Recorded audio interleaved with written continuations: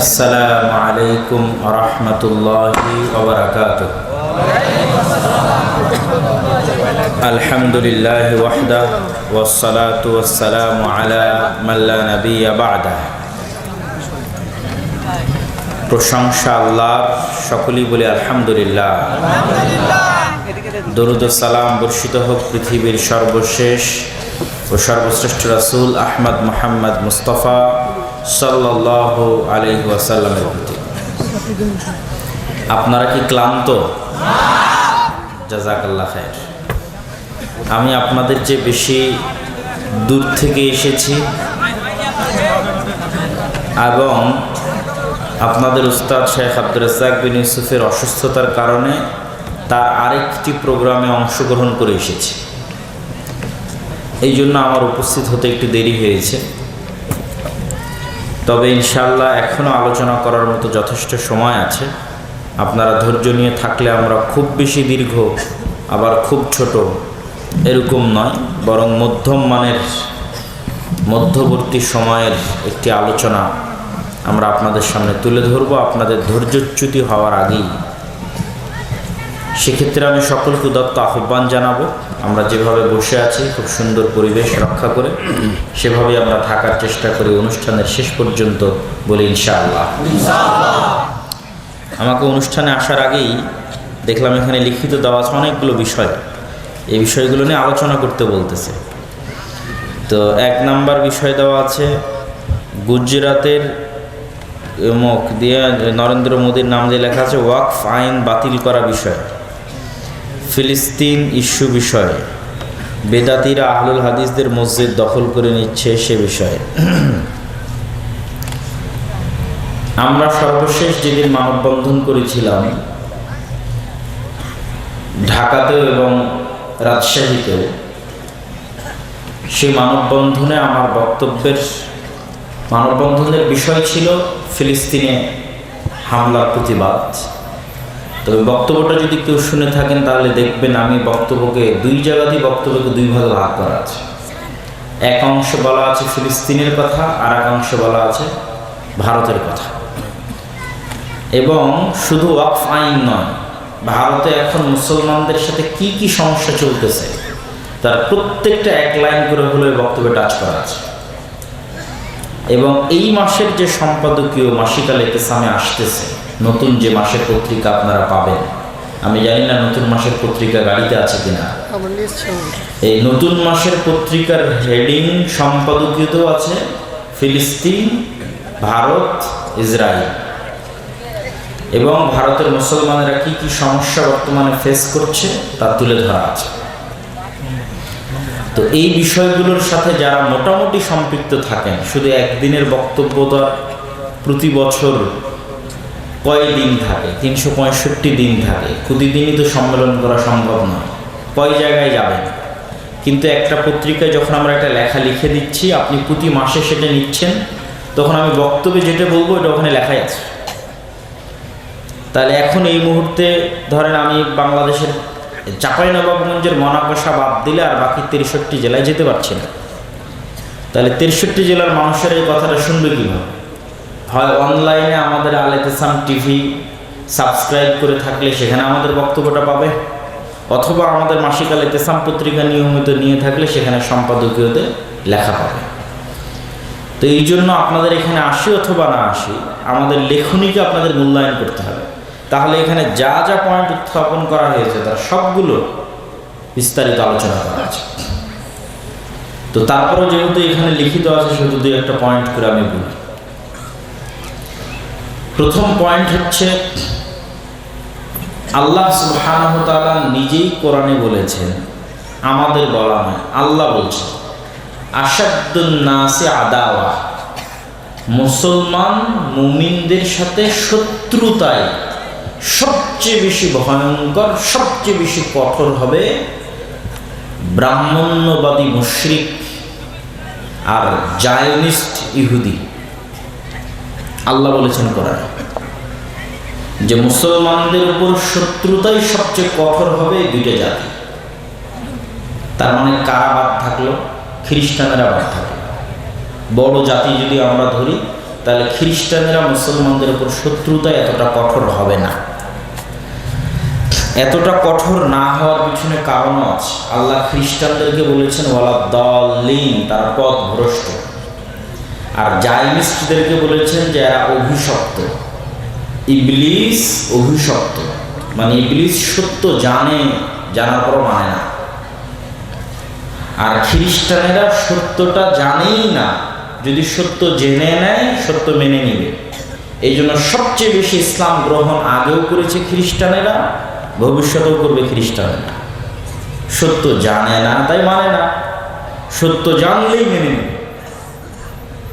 এই জন্য আগেও সবচেয়ে বেশি ইসলাম গ্রহণ করেছে খ্রিস্টানেরা, ভবিষ্যতেও করবে খ্রিস্টানেরা। আর জেনে বুঝে শত্রুতা করে দুইটা জাতি, যাদের কথা আল্লাহ কোরআনে উল্লেখ করেছে। তো ওদের এক জাতির পাশে বসবাস করছে ফিলিস্তিন আর ফিলিস্তিনের গাজা, আর ওদের আর এক জাতির পাশে বসবাস করছে আমরা, বাংলাদেশ। এই জন্য আমার পুরাতন বক্তব্যগুলোতে দেখবেন আমি বলেছি, গত সরকারের সময় বলা আছে যে বাংলাদেশ হচ্ছে পৃথিবীর দ্বিতীয় গাজা। তো আমার মেজ ভাই আব্দুর রহমানের সাথে গল্প হচ্ছিল, তো আব্দুর রহমানের সাথে গল্প করছিলাম যে ইউসুফ বিন তাশফিন যখন স্পেন খ্রিস্টানদের কাছে হাতছাড়া হয়ে যাবে, খ্রিস্টানেরা দখল করে নেবে স্পেনকে, কেননা মুসলমানদের বিজয় যাত্রা স্পেনে গিয়ে শেষ হয়ে গেছে, ফ্রান্স আর ইতালির সীমান্তে গিয়ে শেষ হয়ে গেছে। মুসলমানেরা শীত অঞ্চল বিজয় করতে পারে, শীতে যুদ্ধ করে অভ্যস্ত ছিল না। আর ইউরোপ শীত অঞ্চল, তো স্পেনের যে অংশটুকু গরম, কর্ডোভা, গ্রানাডা, এগুলো গরম অঞ্চল, ঠিক সৌদি, কুয়েত, কাতার, বাহরাইনের মতো। আবার যেই সীমান্তটা ফ্রান্সের সাথে লাগোয়া, ওখান থেকে শীত ছুঁয়ে প্রচণ্ড বরফের কারণে যুদ্ধ পরাজয় হয়। ওই সমস্ত বরফ আচ্ছাদিত অঞ্চলে যুদ্ধে মুসলিম মুজাহিদরা অভ্যস্ত ছিল না। তো জাস্ট ইউরোপের পেটের মধ্যে একটা দেশ, তার নাম স্পেন, এটা হারাতই মুসলমানেরা। ভৌগোলিকভাবে হারানোটা স্বাভাবিক, কিন্তু ইউসুফ বিন তাশফিনের মতো মহান মুজাহিদ আফ্রিকা থেকে স্পেনে গিয়ে স্পেনের হারানোটা আরও 300 বছর লেট করে দিয়েছে। তার বিজয় অভিযানের কারণে যে সময় হারানোর কথা ছিল সে সময় না হারিয়ে আরো 300 বছর পর হারিয়েছে। তো এইরকম একই ঘটনা কিন্তু ভারত উপমহাদেশে ঘটেছে। যখন মোগল সাম্রাজ্যের পতন হয় এখনই ধ্বংস হয়ে যাবে, নিভে যাবে, তখন মোগলেরা চিঠি লিখেছে আফগানদের কাছে যে আমরা তো শেষ হয়ে গেলাম, মারাঠারা আমাদের ধ্বংস করে দিল, আমাদের সেই শান শওকত, জৌলুস, জেহাদি জাজবা কিছু নাই, তোমরা আসো একটু বাঁচাও। তখন আহমদ শাহ আবদালি আফগান থেকে এসেছিল মোগলদেরকে বাঁচাতে, এবং আহমদ শাহ আবদালি মারাঠাদেরকে পরাজিত করে দিল্লি নতুন করে বিজয় করে মোগলদের সাম্রাজ্য আরও 100-150 বছর বাড়িয়ে দিয়েছে। যে 1857-তে মোগলদের ফাইনাল পতন হয়। তো বাংলাদেশের ভৌগোলিক অবস্থান এমন, আমি আমার মেজ ভাই আব্দুর রহমানের সাথে গল্প করছিলাম যে বাংলাদেশের মুসলমানেরা যদি তাদের ঈমান, আকীদা এবং আমলের উপর চর্চা না বাড়ায়, তাহলে একদিন এই ভূখণ্ড তারা হারাবে। ভৌগোলিকভাবে এমন জায়গায় দাঁড়িয়ে আছে যে এটাকে গাজা হতেই হবে। হয়তো 24-এর ছাত্র আন্দোলন, ছাত্র গণ অভ্যুত্থান এবং বর্তমান সরকার, তাদের কারণে হয়তো হারানোটা 20 বছর পিছিয়ে গেছে, হয়তো আর 50 বছর পিছিয়ে গেছে, কিন্তু এরকম সুযোগ বারবার আসবে না।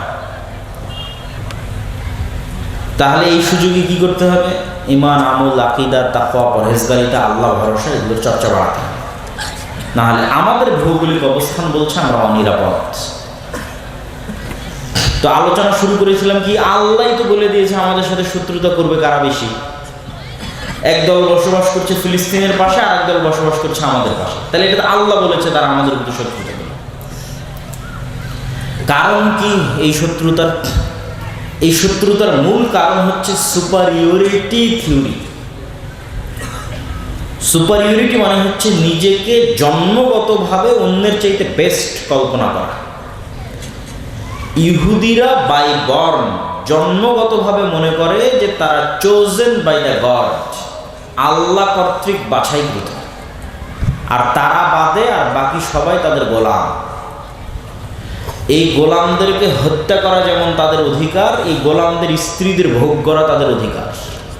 এই জন্য তারা ন্যূনতম কষ্ট বোধ করে না যে আমি 1000 মারলাম কি লক্ষ মারলাম। এই ফিলিংস মুসলমান মারলেও তৈরি হবে না, হিন্দু মারলেও তৈরি হবে না, খ্রিস্টান মারলেও তৈরি হবে না। কেননা তার ফিলিংসটা কি, যে আমি আল্লাহ কর্তৃক বাছাই করেছি। এই জন্য নতুন করে কেউ ইহুদি হতে পারবে না। আপনি বলবেন যে আজকে আমি ইহুদি ধর্ম গ্রহণ করবো না, বাই বর্ন, জন্মগত হতে হবে। তো তার ব্লাড, রক্তের দিক থেকে তারা বিশ্বাস করে যে তারা পৃথিবীর সর্বশ্রেষ্ঠ রক্তের অধিকারী বংশগতভাবে। তাদেরকে আল্লাহ বাছাই করেছে, অতএব পৃথিবীর বাকি সবাই গোলাম। ঠিক সেম মতবাদ আমাদের পার্শ্ববর্তী দেশের ব্রাহ্মণ্যবাদী মতবাদে বিশ্বাসী যারা, তারা বিশ্বাস করে। সেটা কি, ব্রাহ্মণেরা ভগবানের মাথা থেকে তৈরি হয়েছে, অতএব আর ব্রাহ্মণবাদে আর বাকি যারা আছে তারা সব গোলাম। এমনকি একটা সময় ছিল ভারত উপমহাদেশে যে যারা শূদ্র, যারা ক্ষত্রিয়, যারা দাস, তাদের বাচ্চাদেরকে জবাই পর্যন্ত করা হতো বলিদান হিসেবে। ব্রাহ্মণের সন্তানকে কোনোদিন বলিদান দেওয়া হয় না, ব্রাহ্মণের সন্তানকে কোনোদিন জবাই করা হয় না, কিন্তু তাদের নিম্ন শ্রেণীর হিন্দু যারা আছে তাদের জবাই করা হয়েছে। আর বাংলাদেশের মানুষ এত বেশি মুসলমান হয়েছে কেন? এইটাই হচ্ছে সেটা কারণ।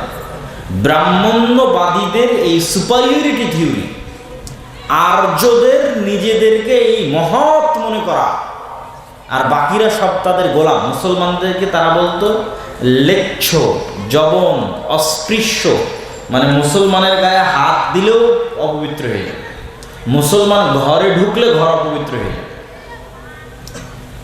শেখ মুজিবুর রহমানের আত্মজীবনীতে লেখা আছে যে সে একবার তার এক হিন্দু বন্ধুর বাড়িতে প্রবেশ করায়, তার হিন্দু মা, বোন, খালা সব মিলে বাড়ি ধুয়ে পরিষ্কার করেছে। উনি নিজে লিখেছেন ওনার আত্মজীবনীতে। তাহলে সেম ইহুদিরা যেমন সুপারিয়রিটি থিওরিতে বিশ্বাস করে যে আমরা পৃথিবীর সর্বশ্রেষ্ঠ সন্তান, ব্রাহ্মণেরা বিশ্বাস করে যে আমরা ভগবানের মাথা থেকে তৈরি হয়েছি, বাকি সব আমাদের গোলাম। আর মুসলমানেরা তো আরও নিকৃষ্ট পশু, এদের কোনো গণনার মধ্যে, পশু প্রাণী হিসেবেও গণনার মধ্যে পড়ে না, মানুষ হিসেবে গণনা তো বহু দূরের কথা, না ইহুদিদের কাছে না ব্রাহ্মণ্যবাদীদের কাছে। তাহলে বাংলাদেশের মুসলমানেরা এত মুসলমান হলো কেন? এত মুসলমান হওয়ার কারণ হচ্ছে বাংলাদেশের নিম্নবর্ণের হিন্দুরা যখন দেখল, বেশিরভাগ নিম্নবর্ণের হিন্দুরা ইসলাম গ্রহণ করেছে, নিম্নবর্ণের হিন্দুরা যখন দেখল যে এত সুন্দর একটা ধর্ম যেখানে কোনো জাতপাত নাই, একই মসজিদে সবাই সমানভাবে দাঁড়াচ্ছে, পায়ে পা মিলিয়ে সমানভাবে উজু করতেছে, কোনো ভেদাভেদ নাই, না রঙের, না জাতের, না পাতের, তাহলে এত জুলুমের মধ্যে কে থাকবে? লাথি মারো এই জুলুমের ধর্মকে, গ্রহণ করো সাম্যতার ধর্ম, সম্মানের ধর্ম, মর্যাদার ধর্ম ইসলাম। তখনই বাংলাদেশে মানুষ, হাজার হাজার মানুষ ইসলাম গ্রহণ করেছে। ইসলামের এই সাম্যতা, এই মর্যাদা, এই সম্মান, এই মানবতা দেখে আমাদের পিতৃপুরুষরা, আমাদের আদি পিতা। কিন্তু ব্রাহ্মণদের ওই স্বভাব কিন্তু পরিবর্তন হয়নি। আর আজকে যারা ক্ষমতায় আছে তারা সেই কট্টর ব্রাহ্মণ্যবাদী। সুতরাং বিশ্বাসগতভাবে তারা মুসলমানদেরকে শত্রু মনে করে, এবং এমন পর্যায়ে তারা এই শত্রুতাকে নিয়ে গেছে যে শত্রুতা করারও একটা লিমিট থাকতে হয়। তারা এই শত্রুতাটাকে এমন পর্যায়ে নিয়ে গেছে যে তারা ভারতের ইতিহাসকে পর্যন্ত অস্বীকার করতেছে। আজকের যুগে এসে ভারতের ইতিহাস কি? একটা হিস্টোরিয়ান, একজন ঐতিহাসিকও ডকুমেন্ট দিতে পারবে না যে একটা টাকা মোগলরা ভারত থেকে আফগানিস্তানে নিয়ে গেছে, ভারত থেকে উজবেকিস্তানে নিয়ে গেছে, ভারত থেকে কাজাখস্তান, বোখারায় নিয়ে গেছে। একটা টাকা ভারত থেকে মোগলরা পাচার করেছে। কেননা মুসলমানদের স্বভাবের মধ্যেই নাই যে মুসলমানরা কোনো দেশ বিজয় করলে সেখান থেকে টাকা পাচার করবে, স্বভাবের মধ্যে না। মুসলমানেরা যখন যে দেশ বিজয় করেছে চিন্তা করেছে ওটাই আমার দেশ, ওটাকে উন্নত করতে হবে। এটা তো ব্রিটিশদের স্বভাব, যখন যে দেশ বিজয় করেছে কেমনে চুরি করে সব ধন দৌলত চুরি করে নিয়ে যাওয়া যাবে, ওই সমুদ্রের ওপারে যেন কেউ ধরতে না পারে। চারদিকে সমুদ্র, ইংল্যান্ডের চারিদিকে সমুদ্র, যেন কেউ ধরতেই না পারে। সব জিনিস, টাকা পয়সা, ধন দৌলত চুরি করে নিয়ে চলে গেছে। কিন্তু মোগলদের নামে কেউ একটা ডকুমেন্ট দেখাবে যে এখান থেকে চুরি হয়েছে না। মোগলরা একটা টাকা যদি ইনকাম করেছে আল্লাহর রাস্তায়, সেটাই ভারতের পিছনে বিনিয়োগ করেছে। সেটা দিল্লির জামে মসজিদ হোক, সেটা ওই তাজমহল হোক, সেটা আর যেটাই হোক না কেন, লালকেল্লা হোক, যেটাই হোক, শালিমার বাগান হোক কাশ্মীরের, প্রত্যেকটা অর্থ তারা ভারতের পিছনে ব্যয় করেছে। এবং যেই মুহূর্তে বাদশাহ আলমগীর এই পুরো ভারতের নেতা, আজকের ব্রাহ্মণ্যবাদীরা বলে যে আমাদের অখণ্ড ভারত লাগবে, তো অখণ্ড ভারত তো হিন্দুদের কোনোদিন প্রতিষ্ঠাই হয়নি। অখণ্ড ভারত প্রতিষ্ঠা যদি হয়ে থাকে মুসলমানদের হয়েছিল বাদশাহ আলমগীরের আমলে, বলেন আল্লাহু আকবার। তথা একদম কাবুল থেকে শুরু করে একদম আরাকান পর্যন্ত এই পুরো ভারত উপমহাদেশে অখণ্ড ভারতে কার শাসন চলতেছে? মুসলমানদের শাসন, বাদশাহ আলমগীরের শাসন 50 বছর। তো অখণ্ড ভারত চাইতে অখণ্ড ভারত আমাদের লাগবে, মুসলমানদের লাগবে, বাদশাহ আলমগীরের অখণ্ড ভারত। আমরা অখণ্ড ভারত থিওরিতে একমত, তবে সে অখণ্ড ভারত কাদের হবে? মুসলমানদের অখণ্ড ভারত, বাদশাহ আলমগীরের অখণ্ড ভারত। তো বাদশাহ আলমগীরের সময় গোটা পৃথিবীর জিডিপির 25 থেকে 30% জিডিপির মালিক ছিল ভারত, গোটা পৃথিবীর জিডিপির।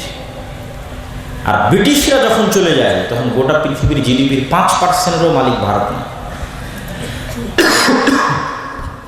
তাহলে বাদশাহ আলমগীর থেকে ব্রিটিশ কোন সময় ভারত বেশি ধনী ছিল?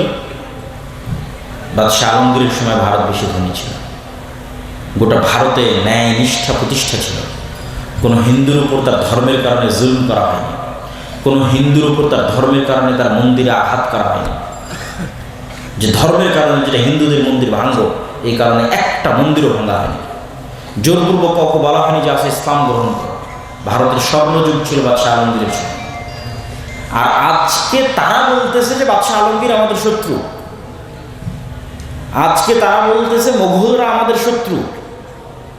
তো মোগলরা যদি তোমাদের শত্রু হয়, বাদশাহ আলমগীর যদি তোমাদের শত্রু হয়, তাহলে ব্রিটিশরা তোমাদের বন্ধু।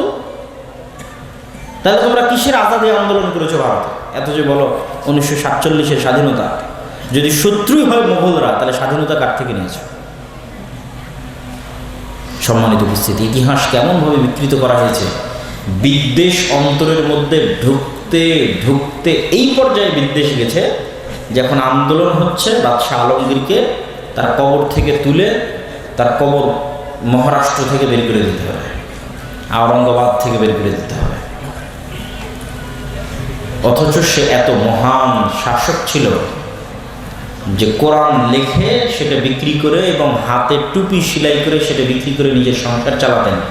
একদিনের জন্য 1 টাকাও ভারতের কোষাগার থেকে গ্রহণ করেনি বাদশাহ আলমগীর।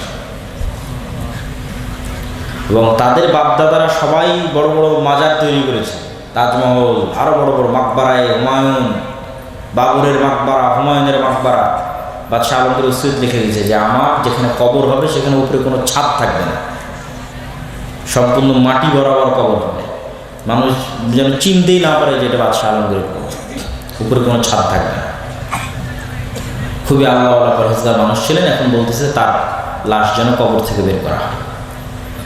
তো এই হলো পিছনের হিস্ট্রি এবং কারণ বিদ্বেষের। এবং বিদ্বেষটা অযৌক্তিক এবং বিদ্বেষটা অগ্রহণযোগ্য এবং বিদ্বেষটা মিথ্যার উপর প্রতিষ্ঠিত। আর এই বিদ্বেষ দিন দিন আরও বাড়ছে। কিন্তু এটাও আশ্চর্যের বিষয় না। আশ্চর্যের বিষয় হচ্ছে ভারত 47-এ প্রতিষ্ঠা হয়েছে সেকুলারিজমের উপর, বাংলাদেশ আর পাকিস্তান 47-এ প্রতিষ্ঠা হয়েছে ধর্মের উপর, আর ভারত প্রতিষ্ঠা হয়েছে সেকুলারিজমের। আজ 70-75 বছর পরে সেই ভারত ফিরে গেল ধর্মে, কট্টর ডানপন্থী হিন্দুত্ববাদীতে ফিরে গেল। আর ভারত এই পাকিস্তান আর বাংলাদেশ ফিরে গেল এটা দেখাতে যে আমরা কত বড় সেকুলার। দেখো, আমাদের চেয়ে বড় সেকুলার আর দুনিয়াতে কেউ নেই। আর সেকুলার দেখানোর পাল্লা পাকিস্তান আর বাংলাদেশ এবং এরকম দেশের এত বেশি হলো, আর ভারত এত কট্টর হওয়ার পরও ভারতের মাটিতে বিদেশের গোয়েন্দা এসে বলে যে বাংলাদেশের সংখ্যালঘুদের নিরাপত্তা দিতে হবে। বাংলাদেশে কোনো ঘটনাই ঘটেনি সংখ্যালঘুদের। আমরা জানি না যে বাংলাদেশের ইতিহাসে কোনো মুসলমান কোনো মন্দিরকে ভেঙে সেখানে মসজিদ তৈরি করেছে। একটা উদাহরণ যে বাংলাদেশের ইতিহাসে বা পাকিস্তানের ইতিহাসে কোথাও একটা মন্দির ভেঙে সেখানে মসজিদ তৈরি করা হয়েছে, কোথাও কোনো হিন্দুকে গণপিটুনি দিয়ে হত্যা করা হয়েছে না। এর বিপরীতে অহরহ ঘটতেছে ভারতে। মসজিদ ভাঙো, এটা নাকি আগে মন্দির ছিল, সব মসজিদ নাকি আগে মন্দির ছিল, এই জন্য সব মসজিদ ভেঙে মন্দির তৈরি করে। আর যে কোনো মুসলমান যদি শুধু বোঝা যায় যে হ্যাঁ তার কাছে গরুর গোস্ত আছে বা ছিল বা ফ্রিজে আছে, ওকে ধরে হত্যা করে, অথবা হোলি খেলায় অংশগ্রহণ করেনি তাকে হত্যা করে, অপরাধ প্রতিদিন ঘটতেছে। তাহলে সংখ্যালঘু নির্যাতন কোথায় হচ্ছে? ভারতে হচ্ছে। এবং দেখেন যে আমরা যতই ডক্টর ইউনূস সরকারের প্রশংসা করি, তারপরেও এটা বাংলাদেশের সেকুলারিজম এবং নতজানু নীতির প্রমাণ। হ্যাঁ, বাংলাদেশের সরকার বাংলাদেশের চাহিদার কথা বলেছে, বাংলাদেশের স্বার্থের কথা বলেছে। আর নরেন্দ্র মোদী ফেসবুকে পোস্ট দিয়েছে যে আমি ডক্টর ইউনূসকে বাংলাদেশে অবস্থানরত হিন্দুদের নিরাপত্তার বিষয়ে আমার কনসার্ন জানিয়েছি। তো ডক্টর ইউনূস কি জানাতে পারতো না যে আপনার দেশে বসবাসরত মুসলমানদের নিরাপত্তা নিয়ে আমরা উদ্বিগ্ন? পারতো না? পারতো না। কিন্তু এটাই হচ্ছে আমাদের অবস্থানের জায়গা, যে তারা তাদের ধর্ম ভুল হওয়ার পরও, ভ্রান্ত হওয়ার পরও, বাতিল হওয়ার পরও তার ধর্মে সে কট্টর। আর মুসলমানের দিন সত্য, মুসলমানও জানে, ডক্টর ইউনূসও জানে যে ইসলাম একটা সত্য ধর্ম, সত্য দিন, সবাই জানে মুসলমান। কিন্তু মুসলমানেরা এই দিনের উপর কট্টর নয়। কে কত কম্প্রোমাইজ করতে পারে, কে কত সেকুলার হতে পারে? আমাকে যদি এক গালে একটা থাপ্পড় মারে আর এক গাল কাছে দেবো, ভাই এটা তো মারে না, কেন? আমি সেকুলার। তাহলে তারা ভ্রান্তির উপর কট্টর, আর মুসলমানেরা সত্যের উপর সেকুলার, সত্যের উপর কম্প্রোমাইজ করছে। এই জন্য আমি আমার আজ থেকে ৩-৪ মাস আগের বক্তব্যগুলোতে বলেছি যে বাংলাদেশের লোকজন ফেসবুকে প্রচুর লেখালেখি করে, ট্রল করে ভারতের লোকজনকে নিয়ে, ইদানিংটা আরও বেশি। তখন আমি উত্তরে বলেছি, সব জায়গায় বলেছি যে তোমরা যে বলতেছো যে তারা হচ্ছে গোমূত্র পান করে অথবা গোবর পান করে, এই জন্য তাদের গায়ে শক্তি নাই, তারা ভীরু কাপুরুষ, আর আমরা মহাশক্তিশালী, আমরা গরুর দুধ পান করি, উমুক তুমুক ইত্যাদি, আমরা একদম ধুয়ে ফেলে দেবো, এই করে নেবো, সেই করে নেবো, অসংখ্য কথাবার্তা। তো কিন্তু এটার মানদণ্ডটা কোথায়? এটার মানদণ্ডটা যে জায়গায়, সে জায়গায় দাঁড়ালে তুমি ফেল হয়ে যাও। এটার মানদণ্ডটা হচ্ছে সে গরুর মূত্র তার দিনের অংশ মনে করে খায়। বুঝেননি মনে আমার কথা? গরুর মূত্রের মতো একটা বিষয় বা গোবরের মতো একটা বিষয়কে তার দিনের উপরে সে কট্টর কত, যে এইরকম একটা ভুল বিষয়কেও সে পান করে তার দিনের উপর কঠোরতার কারণে। তাহলে ও সাহসী। আর তুমি যদি সাহসী হও, তুমি তো দাড়ি রাখতে ভয় পেয়েছো, তুমি তো টাকনোর উপর কাপড় তুলতে ভয় পেয়েছো। কে কোথায় জঙ্গি বলে দেবে, কে সন্ত্রাসী বলে দেবে। বিদেশে যাবে, আমেরিকা যাবে, ইংল্যান্ডে যাবে, দাড়িটি কাটো, কাটে পাসপোর্টের জন্য দাঁড়াও, মাথা থেকে টুপিটি সরাও, সেটা পাসপোর্টের জন্য দাঁড়াও। তো তুমি তো আগেই তোমার ধর্মকে বিক্রি করে দিয়েছো। তাহলে সাহসী কে? ও ভ্রান্তের উপর হতে পারে, কিন্তু ভ্রান্তের উপর কঠোরতা প্রমাণ করে যে ও প্রকৃত সাহস। তোমার দিন সত্য হতে পারে, কিন্তু তোমার দিন সত্য হওয়ার পরও তোমার দুর্বলতা প্রমাণ করে তোমরা ভীরু কাপুরুষ।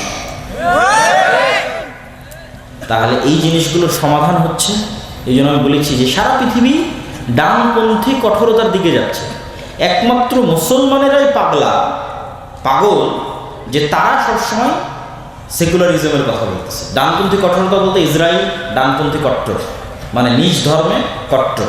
ভারত ডানপন্থী কট্টর, ধর্মের নামে ক্ষমতায় গেছে, ব্রাহ্মণ্যবাদী। এরা যদি ধর্মের নামে ক্ষমতায় গিয়ে সন্ত্রাসী না হয়, তো মুসলমান ধর্মের নামে ক্ষমতায় গিয়ে কেন সন্ত্রাসী হয়? কোন যুক্তিতে? আমেরিকাও ডানপন্থার দিকে আগাচ্ছে। আমেরিকার মাটিতে পরিবার বিরোধী যত আইন ছিল সব বাতিল করে দিচ্ছে ট্রাম্প। বাইবেল স্কুলগুলোতে অধ্যয়ন চালু করতেছে।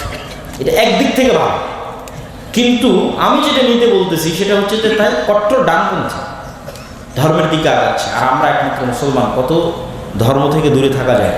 তাহলে আমার দাবির সাথে না আল্লাহ একমত হবে, না আমার দাবির সাথে পৃথিবী একমত হবে। 2 নম্বর যে বিষয় এখানে উল্লেখ করা আছে, ফিলিস্তিন। ফিলিস্তিনকে আমরা ফিলিস্তিন বলছি, কিন্তু কোরআন এবং হাদিসে সেটাকে বলা হয়েছে শাম, মানে সিরিয়া। আজকের ইসরায়েলও সিরিয়া, আজকের ফিলিস্তিনও সিরিয়া, আজকের লেবাননও সিরিয়া, আজকের জর্ডানও সিরিয়া, আজকের সিরিয়াও সিরিয়া। এই যে 1947-এ ব্রিটিশরা যেমন এই পাকিস্তান আর বাংলাদেশকে ভাগ করে হিন্দুদের জন্য একটা বড় দেশ তৈরি করে দিয়েছে, এই ব্রিটিশরাই ওই আরবের সিরিয়াকে ভাঙ্গে টুকরা টুকরা করে ওর মধ্যে ইসরায়েলদের জন্য দেশ তৈরি করে দিয়েছে 1 বছর আগে পরে। আমাদের বিশাল অখণ্ড ভারত, মুসলমানদের অখণ্ড ভারতকে ভাঙ্গে হিন্দুত্ববাদীদের জন্য একটা ভারত তৈরি করে দিয়েছে 47-এ, আর মুসলমানদের বিশাল অখণ্ড মধ্যপ্রাচ্য আরব ভূখণ্ডকে ভেঙে 1948-এ ইহুদিদের জন্য তৈরি করে দিয়েছে ইসরায়েল। 1 বছরের ডিফারেন্স। সবগুলো শাম, সবগুলো সিরিয়া। এই জন্য প্রথমে মাথায় রাখতে হবে শাম, দ্বিতীয়ত মাথায় রাখতে হবে মসজিদে আকসা ও তার পার্শ্ববর্তী অঞ্চল। মসজিদে আকসা এবং তার পার্শ্ববর্তী অঞ্চলকে আল্লাহ কোরআনে 2 বার বলেছে বরকতময়, আর 2 বার বলেছে পবিত্র ভূমি। একবার আল্লাহ সুবহানাহু ওয়া তাআলা বলছে সুবহানাল্লাযী আসরা বিআবদিহি লাইলাম মিনাল মাসজিদিল হারামি ইলাল মাসজিদিল আকসা আল্লাযী বারাকনা হাওলা। মহাপবিত্র সেই সত্তা যে তার বান্দা মুহাম্মদ সাল্লাল্লাহু আলাইহি সাল্লামকে রাতের বেলা মক্কার মসজিদে হারাম থেকে দূরবর্তী মসজিদে আকসায় সফর করিয়েছে, সেই দূরবর্তী মসজিদ যার চারিদিক আল্লাহ বরকত দিয়ে ঘিরে দিয়েছে। বলেন আল্লাহু আকবার।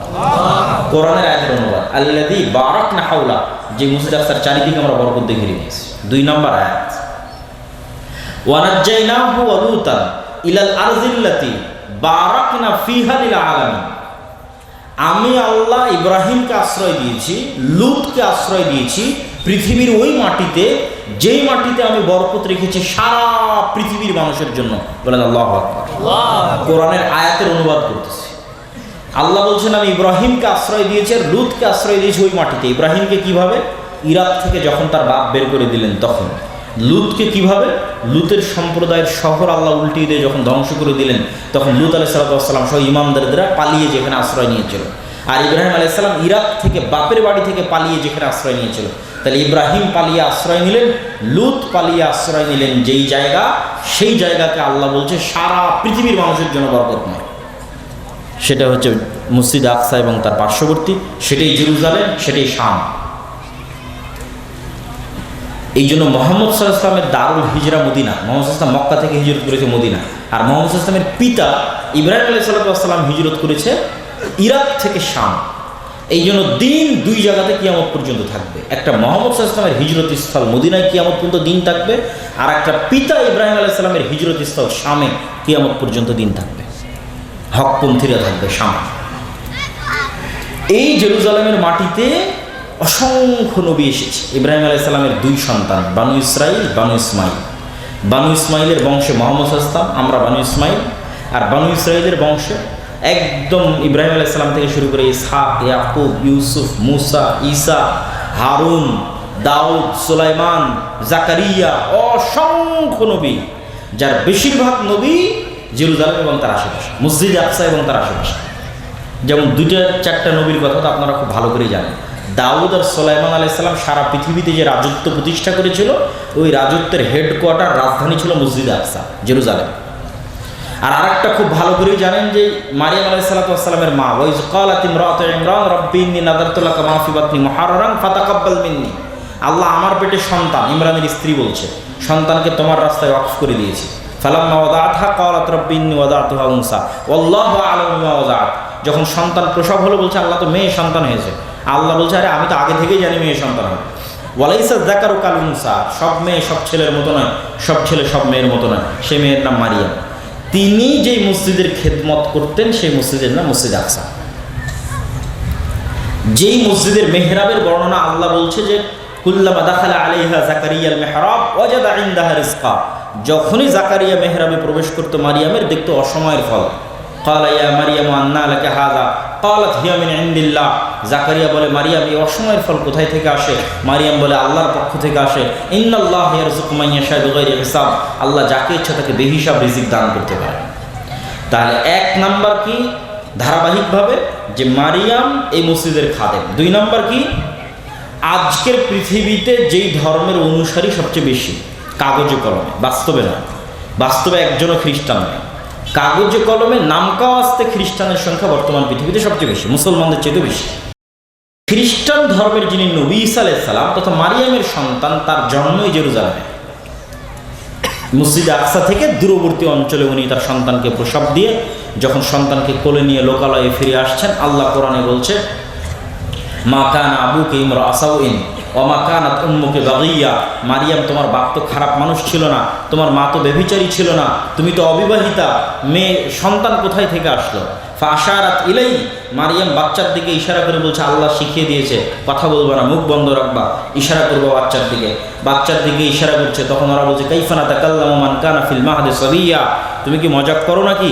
ওই বাচ্চার সাথে কিভাবে কথা বলবো যে বাচ্চা এখন মায়ের কোলে আছে, দুধ পান করতেছে, এই বাচ্চা তো কথা বলতে পারবে না।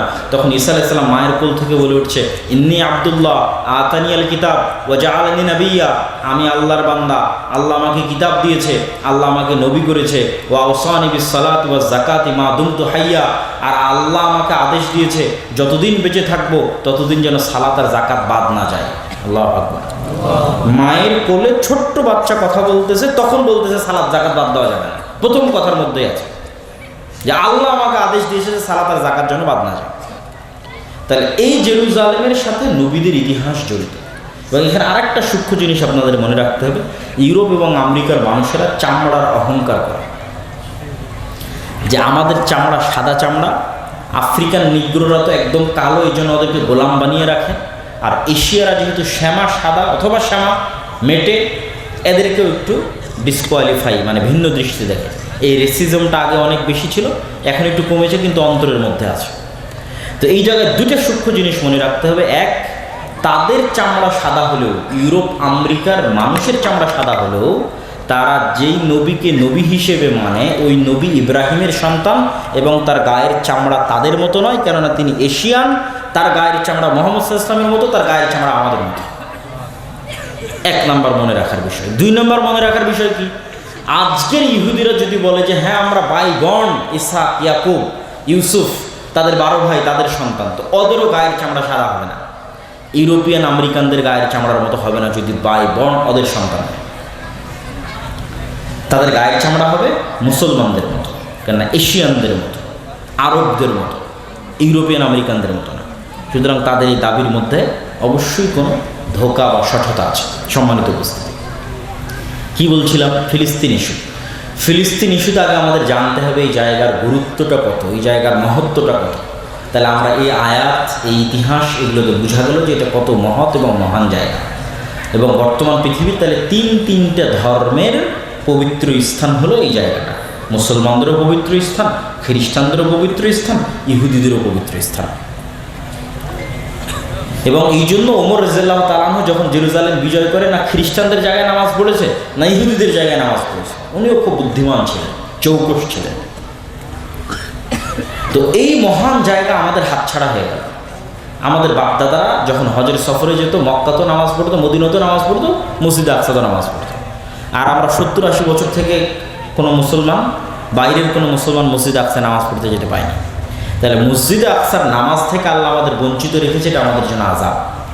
লা তুশাদ্দুর রিহাল ইল্লা সালাসা, পৃথিবীর একমাত্র 3টে জায়গায় ইবাদতের জন্য যাওয়া নেকির কাজ। আর পৃথিবীর কোনো জায়গায় ইবাদতের উদ্দেশ্যে গেলে গুনাহ হবে। ধরেন কেউ যদি মনে করে যে আমি আল্লাহর নবীর কবর জিয়ারত করতে বাংলাদেশ থেকে মদিনা যাব, গুনাহগার। বুঝেন? কিন্তু আপনি এখান থেকে পাসপোর্ট করলেন, ভিসা করলেন, আপনার নিয়ত আল্লাহর নবীর কবর জিয়ারত করব, গুনাহগার। এই নিয়তে যে আল্লাহর নবীর কবর জিয়ারত করলে আমি বেশি কোনো নেকি পেতে পারি। নিয়ত কি হতে হবে? 3টে জায়গায় ইবাদতের জন্য যাওয়া যায়। 1, মক্কার মসজিদে হারাম। 2, মদিনার মসজিদে নববী। মসজিদ নববীতে চলে এসেছি, তাই এখানে আল্লাহর নবীর কবর আছে, তাই একটু জিয়ারতটা করে নিই, এটাতে সমস্যা নেই। কিন্তু নিয়ত মসজিদে নববী। আর আরেকটা জায়গা, সেটা মসজিদে আকসা, যেখানে ইবাদত করার উদ্দেশ্যে সফর করলে নাকি হবে, যেখানে সালাত আদায়ের উদ্দেশ্যে সফর করলে নাকি হবে। কিন্তু আমরা কিন্তু সেই সালাতের নেকি থেকে বঞ্চিত, আল্লাহ বঞ্চিত করে রেখেছে। তাহলে এই সম্মান আল্লাহ আমাদের পূর্ববর্তীদের দিয়েছে। কেন দিয়েছে? ওমর রাদিয়াল্লাহু তাআলা আনহু যেদিন, তাহলে এই প্রবলেমের সমাধান হয়ে যাবে। ওমর রাদিয়াল্লাহু তাআলা আনহু যেদিন জেরুজালেম বিজয় করবেন, তখন আবু উবাইদা ইবনুল জাররাহ 4000 সাহাবী সহ 12000 সৈন্য নিয়ে জেরুজালেম ঘেরাও করে আছে। প্রায় 1 মাস থেকে ঘেরাও চলতেছে, রক্তপাত চায় না। পাদ্রীরা বলল, ঠিক আছে, আমরা শেষ পর্যন্ত আত্মসমর্পণ করতে রাজি আছি, চাবি হস্তান্তর করতে রাজি আছি, আমিরুল মুমিনিন খলিফাতুল মুসলিমিনকে আসতে হবে। আমাদের বইয়ে যার ভবিষ্যৎবাণী করা আছে সে আবু উবাইদা ইবনুল জাররাহ নয়। এখন তোমাদের যে প্রধান সেনাপতি সে ওই ব্যক্তি নয় যার হাতে আমরা চাবি হস্তান্তর করব। আমাদের ধর্মীয় বইয়ে এগুলো লেখা নেই, তবে একজনের কথা লেখা আছে, তাকে আসতে হবে, তাকে আমরা যাচাই করব। তা আমিরুল মুমিনিন খলিফাতুল মুসলিমিনের কাছে চিঠি লেখা হলো। উনি আসলেন, যখন উনি জেরুজালেমে প্রবেশ করছেন তখন উনি উটের রশি ধরে টানছেন। এটা কিন্তু 1200 কিলোমিটারের পথ, মদিনা থেকে রওনা দিয়ে ফিলিস্তিনের জেরুজালেম 1200 কিলোমিটার পথ উটের পথে আসছেন। তো দুইজন মিলে ভাগ করে নিয়েছে চাকরের সাথে। তো যখন ঢুকছেন তখন তার পালিতে তিনি রশি ধরে টানছেন এবং জামা কাপড় জীর্ণ শীর্ণ। তো যেহেতু এই বিজয়টা একটা বড় বিজয়, কেননা রোমান এম্পায়ারের সবচেয়ে বড় তীর্থস্থল বিজয় হচ্ছে, এই জন্য হাজার হাজার পাদ্রী আছে। তা আবু ইবনুল জাররাহ হন্তদন্ত হয়ে ছুটে এসে বলছে, আজকে তো অপমান হয়ে গেলাম, আপনি হচ্ছেন আমাদের আমির, আমাদের খলিফা, আপনার এই অবস্থা দেখে আমাদের হাসি ঠাট্টা করবে। ওমর রাদিয়াল্লাহু আনহু বলছে, এই কথা তুমি বাদে অন্য কেউ বললে কষ্ট পেতাম না, কিন্তু তুমি বলাতে কষ্ট পেলাম। আমরা ছিলাম মরুভূমির রাখাল, দুনিয়ার কেউ চিনত না। জাহিলি যুগে আমি ওমর, আমাকে কেউ চিনত না। আর আজকে আমি ওমর অর্ধ পৃথিবীর শাসক, আবার রোমান এম্পায়ারের সবচেয়ে বড় তীর্থস্থল আমি ওমর বিজয় করতেছি। তো তোমরা কি মনে করছো এটা জামা কাপড়, পোশাক আশাক, স্টাইল আর এই সমস্ত এগুলো কিছু দিয়ে অর্জন করেছি? না। আ'আজ্জানাল্লাহু বিল ইসলাম, ইসলাম এবং কোরআনের অনুসরণ আল্লাহ আমাদেরকে সম্মান দিয়েছে। আল্লাহু আকবার। পৃথিবীর ইতিহাসের কোনো যুদ্ধে মুসলমানেরা শক্তি ক্ষমতা দিয়ে বিজয় অর্জন করে। আজকে মুসলমানদের কাছে যে ক্ষমতা আছে, যে শক্তি আছে, তার শিকি ক্ষমতা খোলাফায়ে রাশিদিনের আমলে মুসলমানদের কাছে ছিল না। তার শিকি ক্ষমতা সুলতান মোহাম্মদ আল ফাতেহ, যিনি তুরস্ক বিজয় করেছেন, তার কাছে ছিল না। সুলতান সালাহুদ্দিন আইয়ুবী তার কাছে ছিল না। শিকি ক্ষমতা ছিল না। আজকের মুসলমানদের যে ক্ষমতা আছে, আজকের পাকিস্তানের যে ক্ষমতা আছে, বাংলাদেশের যে ক্ষমতা আছে, সৌদি আরব, তুরস্ক, মালয়েশিয়ার যে ক্ষমতা আছে, এর একটা দেশের যে ক্ষমতা, তার শিকি ক্ষমতা খোলাফায়ে রাশিদিনের আমলে ছিল। তাহলে প্রত্যেকটা যুদ্ধে মুসলমানের সংখ্যা কম, প্রত্যেকটা যুদ্ধে বিপরীত পক্ষের যোদ্ধার সংখ্যা বেশি। খালিদ বিন ওয়ালিদ মুতার যুদ্ধে কয়েক লক্ষ রোমান এম্পায়ারের বিরুদ্ধে যুদ্ধ করেছে, মাত্র কয়েক হাজার সৈন্য নিয়ে। তাহলে মুসলমানরা ক্ষমতা দিয়ে বিজয় অর্জন করেনি, মুসলমানরা বিজয় অর্জন করেছে তাকওয়া, পরহেজগারিতা, আল্লাহ ভরসা দিয়ে। আজকে মুসলমানদের কাছে ক্ষমতা আছে, কিন্তু আসল জিনিসটাই নাই। এই আসল জিনিসটা যে হারিয়ে গেছে, এটা আমি বহু বক্তব্যে বলেছি। আজকেও বক্তব্য যেহেতু দীর্ঘায়িত করবো না, সংক্ষিপ্ত করে নিয়ে আসি, একটু সারমর্ম বলি যে মুসলমানেরা সেই জায়গাটা হারিয়ে ফেলেছে। সেটা কি? আজকের মুসলমানেরা হচ্ছে আজকের যুগের বানু ইসরাইল। ওই যুগের বানু ইসরাইলদের কথা আলামতের সাথে এই যুগের বানু ইসরাইল কথা আমরা মিল আছে। ওই যুগের বানু ইসরাইলদের কথা কি বলছে আল্লাহ? ওয়াইজ নাজ্জাইনাকুম মিন আলি ফিরআউন ইয়াসুমুনাকুম সুআল আযাব ইউযাব্বিহুনা আবনাকুম ওয়া ইস্তাহয়ুনা নিসাআকুম। স্মরণ করো সেই দিনের কথা, যেই দিন ফেরাউন তোমাদের ছেলে সন্তানদের জবাই করতো, মেয়ে সন্তানদের বাঁচিয়ে দিত। তাহলে এটা 4000 বছর আগে ফেরাউন বানু ইসরাইলদের সাথে করত। আজ 4000 বছর পরে আজকের যুগের ফেরাউন এর চেয়ে জঘন্য কাজ করতেছে, ছেলেকেও মারতেছে, মেয়েকেও মারতেছে। গত 1.5 বছরে 50,000 হত্যা করেছে। তাহলে একটা মিল যে ওই যুগে বানু ইসরাইলদের যা লেভেল ছিল, আজকের যুগে আমাদের তাই লেভেল। ওই যুগের ফেরাউন, এই যুগের ফেরাউন। 2 নম্বর মিল হচ্ছে চরিত্রে। ওই যুগের বানু ইসরাইলের চরিত্রের মিলটা দেখেন। ওই যুগের বানু ইসরাইলরা চোখের সামনে দেখলো, আল্লাহ বলছে ওয়াইজ ফারাকনা বিকুমুল বাহরা, আমি যখন সমুদ্রকে বিদীর্ণ করে দিলাম আর মুসার বানু ইসরাইলদের জন্য রাস্তা তৈরি করে দিলাম। একটা না, 12টা রাস্তা, 5, 5, 10, তার সাথে 2, 12টা রাস্তা তৈরি করে দিলাম। তো ফেরাউনকে চোখের সামনে ডুবতে দেখার পরও বানু ইসরাইলেরা মুসা আলাইহিস সালামকে বলছে, লান নুমিনা লাকা হাত্তা নারাল্লাহ জাহরা, মুসা তোমার উপর ঈমান আনয়ন করবো না যতদিন না তোমার আল্লাহকে সচক্ষে না দেখছে। বলে নাউজুবিল্লাহ। আরে তোরা তো এখনই দেখলি তোদের সামনে ফেরাউন ডুবে মরলো। কোন ফেরাউন? যে ফেরাউন তোদের ছেলে সন্তানদের জবাই করতো, সে ডুবে মরলো। তাহলে তোরা কোন লজ্জায় বলি যে আল্লাহকে না দেখলে ঈমান আনয়ন করবে?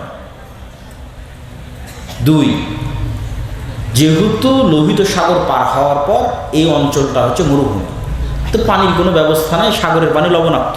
তখন বানু ইসরাঈলরা মূসা আলাইহিস সালামকে বলছে, ওয়াইজ ইসতাসকা মূসা লিকওমিহি ফাকুলনা ইদরিব বিআসাকাল হাজার ফানফাজারাত মিনহু ইসনাতা আশারাতা আইনা। মূসা পানির ব্যবস্থা করে দাও। আল্লাহ তো ফেরাউনকে ডুবিয়ে দিল, খাবার নাই, পানি নাই, পানির ব্যবস্থা করো। মূসা আলাইহিস সালামকে আল্লাহ বলছে, মূসা তোমার হাতের লাঠি পাথরে আঘাত করো। মূসা আলাইহিস সালাম লাঠি পাথরে আঘাত করলো, মরুভূমিতে পাথর ফেটে পানি বের হতে লাগলো। আল্লাহু আকবার। এবং আল্লাহ বলছে তাও একটা দুটো নয়, 12টা ঝর্ণা তৈরি হলো। 12টা ঝর্ণা। রাস্তা পার হওয়ার সময় যেমন 12টা রাস্তা তৈরি হয়েছিল সমুদ্র পার হওয়ার সময়, এখন ঝর্ণা তৈরি হওয়ার সময় 12টা তৈরি হয়। খাবার কই? আল্লাহ বললো ঠিক আছে, আমি জান্নাত থেকে খাবার পাঠাচ্ছি। মরুভূমিতে তো আর খাবার হবে না, এখানে লোহিত সাগর, ওই পারে তো ফেরাউন আর তার ফেরাউন মারা গেছে, কিন্তু ফেরাউনের সৈন্যবাহিনী মিশরে আছে, আর এখানে মরুভূমি। তাহলে খাবার কোত্থেকে আসবে? জান্নাত থেকে। খাবারের নাম কি? মান্না সালোয়া। সব মুফাসসিরিনে কেরাম মান্না সালোয়ার ব্যাখ্যা দিতে গিয়ে লিখেছে, আজকের পৃথিবীর যেটা সবচেয়ে দামি মাশরুম, তার সাথে পাখির গোস্ত। তো আমি রিসার্চ করে দেখলাম যে আজকের পৃথিবীর যেটা সবচেয়ে দামি মাশরুম, যেটার কথা কোরআনে বলা আছে মান্না সালোয়া, সেই মাশরুমের বর্তমান বাংলাদেশি টাকায় 1 কেজি মাশরুমের দাম 4 থেকে 5 লক্ষ টাকা। তাহলে যেই মাশরুমের 1 কেজির দাম 4 থেকে 5 লক্ষ টাকা, ওটা জান্নাত থেকে আসতো, তার সাথে পাখির গোস্ত আসতো। এইটা ভক্ষণ করতো তারা, পাথর থেকে ঝর্ণা বের হতো। এরপরও বানু ইসরাঈল মূসা আলাইহিস সালামকে বলছেন যে লান নাসবিরা আলা তুআমিন ওয়াহিদ ফাদউ লানা রাব্বাক। এক খাবার আমাদের ভালো লাগে না, তোমার আল্লাহকে বলো এই মরুভূমির মধ্যে থেকে পেঁয়াজ, ডাল, আদা, রসুন বের করে দিবে। তো এই যে বানু ইসরাঈলের এই স্বভাব, তখন মূসা আলাইহিস সালাম বললো যে ঠিক আছে, তুমি যদি আদা, ডাল, চাল, রসুন চাও, তাহলে এই মরুভূমি পার হলেই সুজলা সুফলা শস্য শ্যামলা বাংলাদেশের মতো একটা ভূমি আছে, তার নাম ফিলিস্তিন। প্রচুর জাইতুন আবাদ হয়, যুদ্ধ করে বিজয় করো। এখন এই বানু ইসরাঈল বলছে, যেই বানু ইসরাঈল চোখের সামনে ফেরাউনকে ডুবতে দেখলো, যেই বানু ইসরাঈল দেখছে চোখের সামনে মরুভূমিতে পাথর ফেটে ঝর্ণা বের হচ্ছে, যেই বানু ইসরাঈল দেখছে প্রতিদিন জান্নাত থেকে খাবার আসতেছে, সেই বানু ইসরাঈল বললো ইযহাব আনতা ওয়া রাব্বুকা ফাকাতিলা। মূসা তুমি আর তোমার আল্লাহ গিয়ে যুদ্ধ করো, আমরা যুদ্ধ করতে পারবো না। বলেন নাউজুবিল্লাহ। আচ্ছা, আপনারা কি জানেন যে এই বানু ইসরাঈলের জন্য 12টা ঝর্ণা কেন তৈরি হয়েছিল? 12টা রাস্তা কেন তৈরি হয়েছিল? এরা ইউসুফ আলাইহিস সালামের 12 ভাইয়ের বংশধর, এরা ইয়াকুব আলাইহিস সালামের 12 সন্তানের বংশধর, এরা নবীদের সন্তান, এরা ইব্রাহিমের সন্তান, ইসহাকের সন্তান, ইয়াকুবের সন্তান, ইউসুফের ভাই। ইউসুফ আলাইহিস সালামের মৃত্যুর 300 বছর পর মূসা আলাইহিস সালাম এসেছে। সব রক্ত, সেম রক্ত, ইব্রাহিম আলাইহিস সালামের রক্ত, ইসহাক আলাইহিস সালামের রক্ত, ইয়াকুব আলাইহিস সালামের রক্ত। তাহলে নবীর সন্তানেরা বলতেছে যে আল্লাহকে যতক্ষণ দেখবো না ততক্ষণ ঈমান আনয়ন করবো না। নবীর সন্তানেরা বলতেছে তুমি আর তোমার আল্লাহকে যুদ্ধ করো। তাহলে কিভাবে নবীর সন্তানেরা এতটা সংকীর্ণ মনা হয়ে গেল, এতটা ধোঁকাবাজ, এতটা মুনাফিক, এতটা সততাপূর্ণ হয়ে গেল? কেমন? তো আমি যে বলেছি যে আজকের যুগের মুসলমানেরা বানু ইসরাঈল, তার জন্য আমি 2টা দলিল দিয়েছি। এক, আল্লাহ বানু ইসরাঈলের এত লম্বা ঘটনা কোরআনে কেন বললেন? কোরআনে একটা কথাও ফেলে দেওয়ার নয়। তাহলে এই যে এতগুলো আয়াত পড়লাম, সব কোরআনের আয়াত, পড়লাম আর অনুবাদ করলাম, পড়লাম আর অনুবাদ করলাম। তাহলে বানু ইসরাঈলের এত ঘটনা, সূরা বাকারার অর্ধেক বানু ইসরাঈলের ঘটনা। তার মানে মুসলমানেরাও একদিন বানু ইসরাঈল হয়ে যাবে, তাই এই ঘটনা পড়ে যেন শিখে। এটা রাসূল সাল্লাল্লাহু আলাইহি ওয়াসাল্লাম বলে গেছে। আর মুসলমানরা যে বানু ইসরাঈল হয়ে গেছে, এটা আমি ইউরোপে গিয়ে দেখেছি, আমেরিকায় গিয়ে, ইউরোপ, ইংল্যান্ডে গিয়ে দেখেছি, ফ্রান্স, ইতালিতে গিয়ে দেখেছি। মুসলমানদের জন্ম নিবন্ধন থেকে, পাসপোর্ট থেকে, ওই শহরে প্রবেশ থেকে, ওদের কাছে এই কি বলার নাম বেনিফিট নেওয়া থেকে, ওদের কাছে বাড়ি নেওয়া থেকে, প্রত্যেকটা ধাপ মিথ্যার উপর। মুসলমান কিন্তু সবকিছু মিথ্যার উপর, মুসলমান সবকিছু অন্যায়ের উপর, ও হাজি, নামাজি, সবকিছু, কিন্তু সবকিছু ধোঁকা এবং দুর্নীতির উপর। তাহলে এই মুসলমানই তো ওমরের বংশধর, এই মুসলমানই তো খালিদ বিন ওয়ালিদের বংশধর, সালাহুদ্দিন আইয়ুবের বংশধর, মুহাম্মদ সাল্লাল্লাহু আলাইহি ওয়াসাল্লামের বংশধর। তাহলে ওরাও তো নবীর বংশধর, তো আর এরকম মুনাফিক হয়ে গেল কি করে? ওরা যে বানু ইসরাঈল হয়ে গেছে, ওরা বানু ইসরাঈল হয়ে গেছে। এই গত নির্বাচনে রূপগঞ্জে অসংখ্য মানুষ আমি সচক্ষে দেখেছি, উভয় প্রার্থীর কাছ থেকে টাকা নিয়ে বলেছে যে তোমাকে ভোট দেব, মানে 2 জনের থেকে টাকা নিয়ে বলেছে 2 জনকে ভোট দেব। তাহলে মৃত্যু, অত সবাই নামাজি, হাজি। এই গত 16 বছরে এরকম জালসার বৈঠকের প্রধান অতিথি, বিশেষ অতিথি হয়েছে, অথবা মসজিদ মাদ্রাসা কমিটির দায়িত্বের মধ্যে আছে এরকম যদি ভাগ করি, তাহলে ডিসি, এসি, ওসপি, এসিল্যান্ড, মন্ত্রী, মিনিস্টার, এমপি এর 80 ভাগের বেশি আছে জালসা কমিটিতে, 80 ভাগের বেশি আছে মসজিদ মাদ্রাসা সভাপতিতে। আর যদি ওমরার লিস্ট করি তো 60% বেশি হবে যেগুলো ওমরা করে এসেছে। আর তাহাজ্জুদের নামাজ তো সবাই পড়ত, কিন্তু নিজ নিজ দায়িত্বের জায়গায় সব মিথ্যুক, অন্যায়কারী, ধোঁকাবাজ, মুনাফিক, মানুষের হক মেরে খায়। তারা বানু ইসরাইল না? বানু ইসরাইল বাহ্যিকভাবে দেখায় যে আমরা আল্লাহকে অনেক ভয় করি, মুখে দাঁড়িয়ে আছে, মাথায় টুপি আছে, কিন্তু সৎ নয়, মিথ্যা। এবং এটা শুধু তাদের ক্ষেত্রে না, আম জনসাধারণের ক্ষেত্রে দেখেন যে আম জনসাধারণ তার বোনকে বাপের সম্পত্তিতে ভাগ দিবে, ভাগ দিতে গিয়ে ন্যায় করে না, হয় ভাগ বুঝিয়েই দেয়নি, অথবা বুঝে দেওয়ার ক্ষেত্রে যেটা জমি ভালো, যেটা উঁচু, যেটা দামি ওটা নিজে নিয়েছে, যেটা পানিতে ডুবে আছে, নদীতে আছে, চরে আছে, ওটা বোনকে দিয়েছে। তাহলে সে নামাজি, হাজি, ওমরাকারী, কিন্তু তার চরিত্র দেখেন বানু ইসরাইলের মতো মিথ্যুক, মুনাফিক, ধোঁকাবাজ, দুর্নীতিবাজ। সে হাজি, নামাজি, ওমরাকারী, কিন্তু মেয়েকে যখন বিয়ে দিতে যাচ্ছে তখন ঠিকই ডিমান্ড নিচ্ছে, তখন ঠিকই যৌতুক দাবি করে বসতেছে। তাহলে এই যে আপনি যৌতুক দাবি করতেছেন মেয়ের পরিবারের কাছে, এটা হচ্ছে আপনি জেনে শুনে মেয়ে এবং মেয়ের পরিবারের উপর জুলুম করতেছেন, অন্যায় করতেছেন, তথা আপনি মিথ্যা, ধোঁকা এবং অন্যায়ের উপর প্রতিষ্ঠিত আছেন। এখন কারণ উত্তর কি, যে ওরা নবীর সন্তান হয়ে এরকম হয়ে গেল, আর আমরাও উম্মতে মুহাম্মাদী এরকম হয়ে গেলাম, দুইজনই আমরা বানু ইসরাইলদের মতো হয়ে গেলাম, আমরাও নবীর সন্তান, আমরাও সম্মানিত। ঘটনা হচ্ছে ইউসুফ আলাইহিসসালামের মৃত্যুর পর যখন ফেরাউনরা ক্ষমতা নিল, তখন যেহেতু ইউসুফ আলাইহিসসালামও আগের সরকারের ক্ষমতার জোট সঙ্গী ছিল, মন্ত্রী ছিল, ইউসুফ আলাইহিসসালামের ভাইয়েরও বড় বড় মন্ত্রী, মিনিস্টার বিভিন্ন পদে ছিল। তখন পরের ফেরাউন যখন ক্ষমতায় আসলো, এরা বললো আগের সরকারের রাজারা যেমন আমার শত্রু, আগের সরকারকে যারা সাপোর্ট দিয়েছে এরাও আমাদের শত্রু, এদেরকে ধরার মার। তো এইটা বাড়লো আরও কেন? যে কোনো পাদ্রী, যে কোনো জ্যোতিষী, যে কোনো জাদুকর, ওই সময় জাদুরও খুব চর্চা ছিল, এসে বলতো ফেরাউন তোমার ক্ষমতা যদি ধ্বংস হয় এই বানু ইসরাইলদের হাতে ধ্বংস হয়ে যাবে। তো মাথারও গরম হয়ে যে 300 বছরের জুলুমের স্টিম রোলার চললো বানু ইসরাইলদের উপর। তো গোলামিতে বানু ইসরাইলদের স্বভাব নষ্ট হয়ে গেল। গোলামিতে যে স্বভাব নষ্ট হয় তার প্র্যাকটিক্যাল উদাহরণ নেই। ধরেন আমি মনিব, আমার দুটো গোলাম আছে, আমি এই একটা রুটি ওই গোলামরা 2-3 দিন থেকে না খেয়ে আছে দিয়ে দিলাম, তোরা মারামারি করে গিয়ে লেগা, তখন ওরা একটা রুটি নিয়ে মারামারি লেগে যাবে। একটা রুটির জন্য মিথ্যা বলবে, একটা রুটির জন্য ধোঁকা দিবে, একটা রুটির জন্য দুর্নীতি করবে, একটা রুটির জন্য মারবে। তাহলে গোলামের নেচার তৈরি হচ্ছে যে গোলাম খাবার নিয়ে কাড়াকাড়ি করে, এবং খাবার নিয়ে কাড়াকাড়ি করতে গিয়ে মিথ্যা বলে, টাকা নিয়ে কাড়াকাড়ি করে, টাকা নিয়ে কাড়াকাড়ি করতে গিয়ে মিথ্যা বলে, দুর্নীতি করে একটা টাকার জন্য। এটা গোলামের নেচার। তো এরকম পালিয়ে লুকিয়ে এরকম চুরি চামারি দুর্নীতি ধোঁকা করতে বাধ্য হয়ে গেছে 300 বছর। এই জন্য মুসা আলাইহিস সালামকে আল্লাহর বানু ইসরাইলদের সাথে মানুষ করেনি। আল্লাহ জানতেন মুসাকেও যদি বানু ইসরাইলদের সাথে রাখি তো ইও তো গোলামের মতো পালিয়ে বেড়াবে, তাহলে সেও যদি গোলামের মতো পালিয়ে বেড়াতে এর তো স্বভাব চরিত্র নষ্ট হয়ে যাবে, ও মিথ্যা বলা শিখবে, দুর্নীতি করা শিখবে, তো নেতা হতে পারবে না, নবী হতে পারবে না। তখন আল্লাহ কী করলেন, মুসা আলাইহিস সালামকে তুলে রাজার বাড়িতে পাঠিয়ে দিলেন। রাজা ফেরাউনের বাড়িতে রাজপুত্র, অ্যাজ এ প্রিন্স, রাজপুত্র হিসেবে মুসা আলাইহিস সালাম মানুষ হয়েছে। মানে টাকা পয়সা খাদ্য এগুলো নিয়ে মারামারি কাড়াকাড়ি গোলামি মিথ্যা ধোঁকা এগুলো চতুর্পাশ সীমানার মধ্যে নাই। তাহলে স্বাধীন আত্মমর্যাদা সম্পন্ন হিসেবে মুসা আলাইহিস সালাম বড় হয়েছে। এই জন্য মুসা আলাইহিস সালাম যেই দিন দেখছে যে ফেরাউনের একটা লোক বানু ইসরায়েলের একটা লোককে অত্যাচার করছে, তো মুসা আলাইহিস সালাম যদি বানু ইসরায়েলের সাথে বড় হতো, ওই বলতো আরে এটা তো আমরা দেখে আসছি জন্মের পর থেকে এরকম জুলুম হয়, কিন্তু গোলাম, আমার বাপ মা 14 গোষ্ঠী গোলাম, দেখে কি আর মানা করে কি। কিন্তু উনি তো স্বাধীন, জুলুম সহ্য করতে পারেনি, একদিন জুলুম দেখেছে, এক থাপ্পড়ে অন দ্য স্পট জালেমকে হত্যা করে দিয়েছে। কেননা উনি স্বাধীন। এই জন্য ওনার সাথে বানু ইসরায়েলের মিলেনি, বানু ইসরায়েলরা গোলামি করতে করতে সংকীর্ণ মনে হয়েছে। তো আমাদের মতো আজকের যুগের মুসলমানদের সকল সমস্যা হচ্ছে সারা পৃথিবীর মুসলমানেরা প্রায় 200 বছর ইউরোপিয়ানদের উপনিবেশ ছিল। ভারত পাকিস্তান বাংলাদেশের মুসলমানেরা ব্রিটিশদের গোলাম ছিল 190 বছর। যেই জমি এখন সিএএসএ আরএস পর্চায় আপনার নামে খাজনা কাটছেন, এই জমিতে খাজনা কাটতো জমিদারের নামে, জমির মালিকানাই ছিল না। নীল চাষ করে পিটিয়ে আদায় করা হতো গোলাম।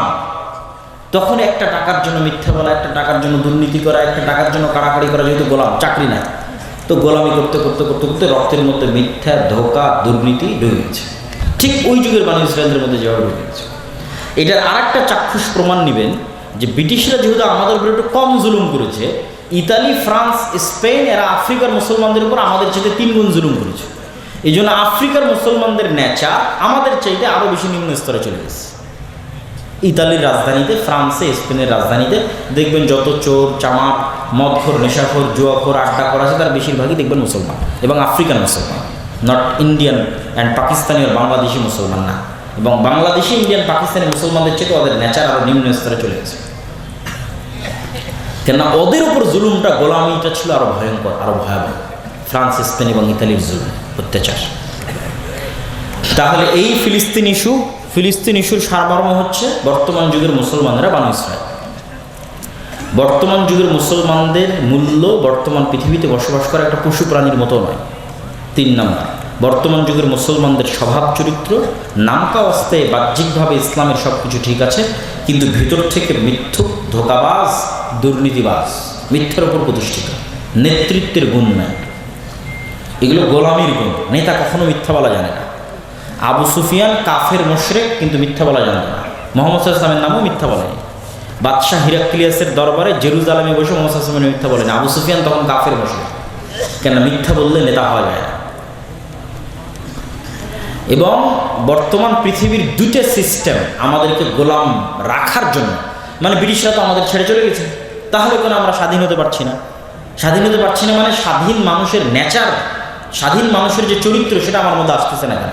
একটা আত্মমর্যাদাবোধ সম্পূর্ণ মানুষের চরিত্র আমার মধ্যে আসতেছে না কেন? 2টা জিনিস ব্রিটিশরা, ইহুদিরা মিলে সারা পৃথিবীতে চালু রেখেছে আমাদের মধ্যে গোলামির স্বভাব অব্যাহত রাখার জন্য। একটার নাম গণতন্ত্র আর একটার নাম সুদ। এই ফিলিস্তিন ইস্যুর সমাধান হলো এই 2টাতে, একটার নাম গণতন্ত্র, একটার নাম সুদ। গণতন্ত্র এমন এক জিনিস যেখানে মিথ্যা না বললে আপনি রাজনীতি করতেই পারবেন না, মিথ্যা বলতেই হবে।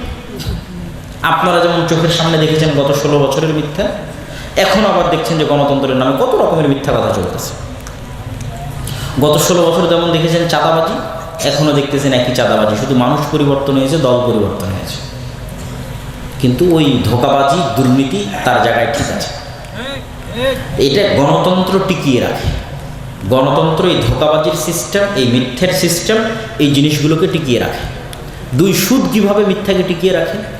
রাসূল সাল্লাল্লাহু আলাইহি ওয়াসাল্লাম দোয়া করলে বলে, আল্লাহ নাউযুবিকা মিনাল মা'সামি ওয়াল মাগরাম, আল্লাহ কর্জ থেকে বাঁচতে চাই, গুনাহ থেকে বাঁচতে চাই। সাহাবীরা জিজ্ঞেস করছে, আল্লাহ নবী এত কেন কর্জ থেকে বাঁচতে চান? আল্লাহ নবী বলছে, যখন মানুষ কর্জ নেওয়া শুরু করে মিথ্যা বলা শুরু করে। হলো, যখন মানুষ কর্জ নেওয়া শুরু করে মিথ্যা বলা শুরু করে। এখন এই মনাকাশা, সাহাপাড়া, চাপাই, শিবগঞ্জ, কানসাট একটা বাড়ি খুঁজে নিয়ে এসে দেন যে বাড়িতে কিস্তির লোন নেয়, আর একটা বাড়ি খুঁজে নিয়ে এসে দেন যে বাড়িতে কিস্তির লোন আছে অথচ একদিনও মিথ্যা বলেনি।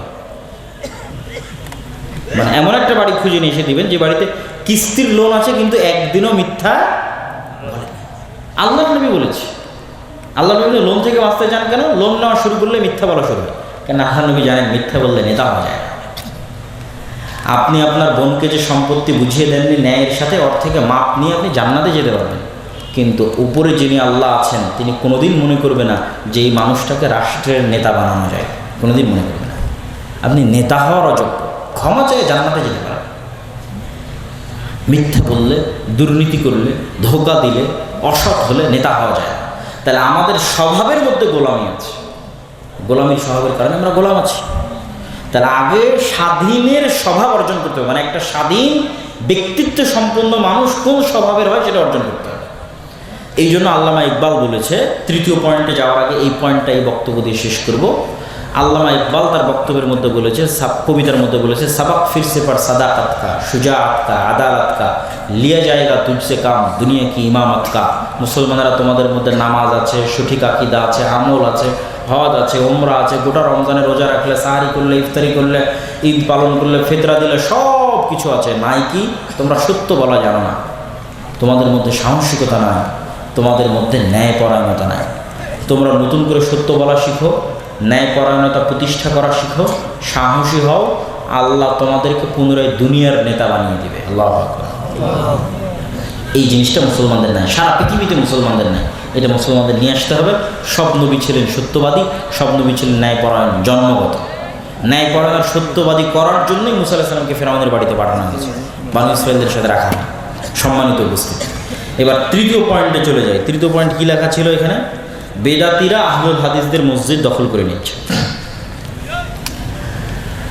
প্রথম কথা হচ্ছে যে বাংলাদেশের মতো একটি রাষ্ট্র, যেই রাষ্ট্রকে কেউ বলছে গণতান্ত্রিক রাষ্ট্র, কেউ বলছে সাম্য নিরাপত্তার রাষ্ট্র, কেউ বলছে সেকুলারিজম ধর্মনিরপেক্ষ রাষ্ট্র, যেই মূলনীতিতে আপনি আসেন না কেন, এখানে যদি একটা হিন্দুর শান্তি স্বাধীন মতো তার দিন প্রচারের, তার ইবাদত করার অধিকার থাকতে পারে, তাহলে অবশ্যই একজন আহলুল হাদিস সালাফি মানহাজের অনুসারী ব্যক্তির তার দিন প্রচারের, পালন করার, মসজিদ মাদ্রাসা তৈরি করার অধিকার আছে। এবং এই অধিকারের স্বীকৃতি সবাইকে দিতে হবে। এবং আমার বিশ্বাস যে এমন কাউকে খুঁজে পাওয়া যাবে না যে অধিকারের স্বীকৃতি দিবে না। তাহলে এই অধিকারটা লঙ্ঘন হচ্ছে কি কারণে? প্রথমত এখানে উভয় পক্ষ থেকে কারণ থাকতে পারে। এক নম্বর কারণ থাকতে পারে, কিছু কিছু জায়গায় এমন ন্যারো মাইন্ডেড মানুষের বসবাস, যারা এই বিষয়টাকে আহলুল হাদিস বা গায়র মুকাল্লিদিয়াত এই বিষয়টাকে একদম বাতিল ফিরকার অন্তর্ভুক্তের মধ্যে ফেলে দেয়। অথচ আমি আব্দুল্লাহ দারুল উলুম দেওবন্দে একবার একটা বৈঠকে ছিলাম, যেখানে ভারত উপমহাদেশের বড় বড় দেওবন্দি আলেমরা উপস্থিত হয়েছিল, যেখানে বিষয় ছিল গায়র মুকাল্লিদিয়াত কা ফিতনা। ওখানে দারুল উলুম দেওবন্দের ছাত্রদের দাবি অনুযায়ী তাকে যারা বাহরুল উলুম বলে, বাহরুল উলুম নেয়ামাতুল্লাহ আজমি, তিনি আমার ওস্তাদ, এখনও জীবিত আছে, ওনার একটা বক্তব্যের বিষয় ছিল কিয়া আহলে হাদিস আহলুস সুন্নাত ওয়াল জামাত সে খারিজ হ্যাঁ, এটা ওনার বক্তব্য বিষয় ছিল। তথা আহলে হাদিসরা কি সত্য যে মানহাজ আহলুস সুন্নাত ওয়াল জামাত এর বাইরে একটা বাতিল ফেরকা? তখন উনি দীর্ঘ 1-1.5 ঘন্টা বক্তব্য দিয়েছিলেন, যেটা আমি নিজে ওখানে বসে থেকে শুনেছি, তার বক্তব্যের পয়েন্টগুলো নোট করেছি। যে বক্তব্যের সামারিতে উনি এটাই বলেছেন যে না, তিনি একজন দেওবন্দি আলেম, তিনি বলেছেন যে না, আহলে হাদিসরা আহলুস সুন্নাত ওয়াল জামাতের অন্তর্ভুক্ত। কিন্তু এই জিনিসটা জানার জন্য তো জ্ঞান অর্জন করা লাগবে, পড়া লাগবে। এই জন্য আমি ভারত উপমহাদেশে আহলে হাদিসদের ইতিহাসের উপর আমার লম্বা বক্তব্য আছে। আহলে হাদিসদের ইতিহাসের উপর আমার বক্তব্যটা যদি কেউ শুনে, যে কোনো বাংলা ভাষাভাষী, যে কোনো মতবাদের অনুসারী মানুষ, যে কোনো মাযহাবের অনুসারী মানুষ, শুধু ভারত উপমহাদেশে আহলে হাদিসদের ইলমে ইতিহাস এই বক্তব্যটা যদি শুনে, এবং ওখান থেকে আমার বক্তব্য শুনে নিয়ে যদি 2-1 মিনিটও স্টাডি করে ক্রস চেক করে যে আব্দুল্লাহ যা বলছে তা ঠিক কিনা, আব্দুল্লাহ যা বলছে তা ঠিক কিনা, তাহলে এতটুকু অবশ্যই ঘোষণা দিতে হবে যে আহলে হাদিসরা বাতিল ফিরকা নয়, তাদেরকে ঘোষণা দিতে হবে যে বাতিল ফিরকা নয়। কিন্তু এটার জন্য জ্ঞান লাগে। কিন্তু একদল আবেগী মানুষ থাকে যাদের সেই ন্যূনতম জ্ঞানটুকু নাই, তারা তখন পাগলের মতো আচরণ করে। এবং এই পাগলের মতো আচরণের আমরা দুইভাবে সমাধান করতে পারি: প্রশাসনের সহযোগিতা নেওয়া, এবং তাদের যারা বড় আলেম ওলামা আছে, যাদের মধ্যে মোটামুটি আহলুল হাদিস সম্পর্কে একটা স্বচ্ছ এবং ভালো ধারণা আছে। যেমন ধরেন বর্তমান ধর্ম প্রতিমন্ত্রী যিনি আছেন, ধর্ম উপদেষ্টা যিনি আছেন, তিনি আমাদের আলেমদের প্রায় সব বড় বড় মাদ্রাসায় গেছেন, আমার সাথেই কয়েকবার দেখা সাক্ষাৎ হয়েছে। তিনি জানেন যে আহলে হাদিসরা কী চিন্তা চেতনা রাখে, কি করে, তাদের মানহাজ কি, তাদের বক্তব্য কী, খুব ভালোভাবে জানেন। তো এরকম আরও মানুষজন আছে যারা আহলে হাদিসদের সম্পর্কে পজিটিভ ধারণা রাখে। তাদের ইনফ্লুয়েন্সটা আমাদের কাজে লাগাতে হবে এবং প্রশাসনের সহযোগিতা নিতে হবে। এবং অলরেডি আমার কানে যদি একটা কেস এসেছে, সেগুলোকে কেন্দ্র করে আমি রাষ্ট্রের উচ্চ পর্যায়ে কথা বলেছি, এবং আশা করি যে এই ধরনের ঘটনাগুলো কমানোর জন্য প্রশাসনিক দিক থেকে একটা ভালো সাপোর্ট হয়তো ইনশাল্লাহ আশা করছি আমরা পাবো। ইনশাল্লাহ আপনারা দোয়া করেন যেন সেটি আমাদের জন্য সহজ হয়, বলেন আল্লাহুম্মা আমিন। আর দ্বিতীয়ত, যারা আমাদের ভিন্ন ঘরানার আছে, তাদেরও যারা উপর পর্যায়ের আলেম ওলামা আছে, তাদের সাথেও আমি এই বিষয়টি নিয়ে কথা বলেছি এবং তাদের থেকেও পজিটিভ রিপ্লাই পেয়েছি। এবং এই 2 পজিটিভ রিপ্লাইকে সামনে রেখে কিভাবে সামনে এগিয়ে এই জিনিসগুলোকে কমানো যায় সেটার উদ্যোগ আমরা অতি দ্রুত নিব, ইনশাল্লাহ নিচ্ছি, কথা চলতেছে। তো আশা করব এবং আল্লাহ সুবহানাহু ওয়া তাআলার নিকটে দোয়া করব যেন বাংলাদেশের মাটি আহলুল হাদিসদের জন্য এক উর্বর দাওয়াতের ক্ষেত্রে পরিণত হয়। আল্লাহুম্মা আমিন। তবে একটু আত্মসমালোচনার দরকার আছে। এত কিছু বলার পর কি একটু আত্মসমালোচনার দরকার আছে? দেখবেন আমি আমার বহু বক্তব্যে বলেছি যে দাওয়াতের পদ্ধতি হতে হবে নম্র এবং ভদ্র। মুসা আলাইহিস সালামের মতো নবীকে যদি ফেরাউনের মতো কাফেরের সাথে ভদ্র ভাষায় কথা বলতে বলা হয়, নম্র ভাষায় কথা বলতে বলা হয়, অথচ আল্লাহ জানেন যে ফেরাউন হেদায়েতপ্রাপ্ত হবে না, এটা আল্লাহ জানেন যে ফেরাউন হেদায়েতপ্রাপ্ত হবে না, তারপরেও আল্লাহ মুসা আলাইহিস সালামকে বারবার বলছে তুমি নরম ভাষায় কথা বলো। তো আমাদেরও কিছু আসলে বক্তব্য এমন হয়ে যায় যে ওই বই আগুনে পুড়িয়ে দাও, অমুক কে অমুকের বাচ্চা বা তমুক ইবলিস বা শয়তান, এই ধরনের যে গালিগালাজগুলো আমরা ব্যবহার করি, এইটা তো আসলে একটা মানুষের ক্ষেত্রেও ব্যবহার করা উচিত না। এটা মুসলমানের ক্ষেত্রে ব্যবহার করা তো বহু দূরের কথা, ধর্মীর ক্ষেত্রেও ব্যবহার করা উচিত না। আল্লাহ সুবহানাহু ওয়া তাআলা যত জায়গায় পবিত্র কোরআনে ইহুদি, নাসারা, মুশরিক এবং এদেরকে যত জায়গায় সম্বোধন করেছেন, সম্মান দিয়ে সম্বোধন করেছেন। দেখেন আজকের যারা আল্লাহ বলছে যে এরা অভিশপ্ত, ইহুদিরা অভিশপ্ত, আল্লাহ কোরআনে বলছে, আল্লাহ কোরআনে বলছে এরা মুসলমানদের সবচেয়ে শত্রু হবে। আবার আল্লাহ যখন তাদেরকে দাওয়াত দিচ্ছে, ডাকছে, মানে ইহুদিদেরকে দাওয়াত দিচ্ছে, ডাকছে, তখন কোরআনের আয়াত দেখেন, ইয়া বানি ইসরাঈল আযকুরু নি'মাতি আল্লাতী আন'আমতু আলাইকুম। কোথাও বলছে ইয়া বানি ইসরাঈল আযকুরু, বলছে ফাজ্জালতুকুম আলাল আলামিন, বলছে হে বানু ইসরাইলেরা। বানু ইসরাইল বলাটাই সম্মান। বানু ইসরাইল মানে ইয়াকুবের ছেলে, ইয়াকুব আলাইহিস সালামের ছেলে। হে বানু ইসরাইলেরা, স্মরণ করো সেই দিনের কথা যেই দিন আমি আল্লাহ তোমাদের উপর কত নিয়ামত দিয়েছিলাম। স্মরণ করো সেই দিনের কথা যেদিন আমি আল্লাহ তোমাদের উপর কত দয়া করেছিলাম। আল্লাহ একটি অভিশপ্ত জাতিকে এভাবে ডাকতেছে, তাদেরকে সম্মান দিয়ে, তাদের অতীত ইতিহাস স্মরণ করিয়ে ইমোশনালি তাদেরকে অ্যাটাক করতেছে ইমোশনালি। এবার যখন খ্রিস্টানদের কথা আসতেছে তখন কি বলতেছে যে এই খ্রিস্টান কাফের। আল্লাহ সুবহানাহু ওয়া তাআলা কোরআন মাজিদে কোথাও এইভাবে দাওয়াত দিয়ে বলে না যে এই কাফেরেরা, এভাবে বলে যে ইয়া আহলাল কিতাব, হে কিতাবের অনুসারীরা। আহলে কিতাব বলাটাই সম্মান। আহলে কিতাব বলাটা কেন সম্মান? আল্লাহ স্মরণ করিয়ে দিচ্ছে যে আমি তোমাদের কাছে একটা কিতাব পাঠিয়েছিলাম যার নাম তাওরাত, যার নাম জবুর, যার নাম ইনজিল। তোমরা কিতাবের অনুসারী, তোমরা আহলে কিতাব। তোমরা নাসারা হতে পারো, মুহাম্মাদের উপরে ঈমান আনয়ন করো, এটাও হতে পারে, কিন্তু তোমরা আহলে কিতাব। সম্মান দিয়ে স্মরণ করে ডেকে তারপরে দাওয়াত দিচ্ছ। তাআলাউ ইলা কালিমাতিন সাওয়াআন বাইনানা ওয়া বাইনাকুম, আসো এমন কথার দিকে যে আমার এবং তোমার মধ্যে এক। তাহলে আপনি বলেন যে আপনার এক পাশের হানাফি ভাই, এক দেওবন্দি ভাই, সে এই ইহুদির চাইতে, মুশরিকের চাইতে, ফেরাউনের চাইতে, খ্রিস্টানের চাইতে কি খারাপ? কি বলেন? খারাপ? যদি খারাপ না হয় তাহলে যদি আপনি বলেন যে ওর বই পুড়িয়ে দিব, ওর এই করবো সেই করবো, এই কি উমুক উমুকের বাচ্চা, তুমুক, ইবলিস, শয়তান, মুখের ভাষার কোনো ঠিক নাই, তাহলে তারা কি আপনার দাওয়াতটা কীভাবে নেবে? ব্রেনের মধ্যে ডাইরেক্ট নেগেটিভ জিনিস ঢুকে যাবে। আর আপনার দাওয়াত সত্য হলেও আর কোনোদিন গ্রহণ করবে না, তুই তো আমাকে গালি দিয়েছে। এই জন্য আল্লাহ কিন্তু বলেছে তোমরা অন্যের ইলাহদের গালি দিও না। জানি আমরা যে মা দুর্গার যে পূজা করে, মা কালীর যে পূজা করে, এটা ভ্রান্ত, তারপরে আল্লাহ বলছে ওটাকে গালি দিও না। ওটাকে গালি দিলে আল্লাহ সম্পর্কে নেগেটিভ জিনিস আর ব্রেনে চলে যাবে, তখন সত্য জানলে আর মানতে পারবে না।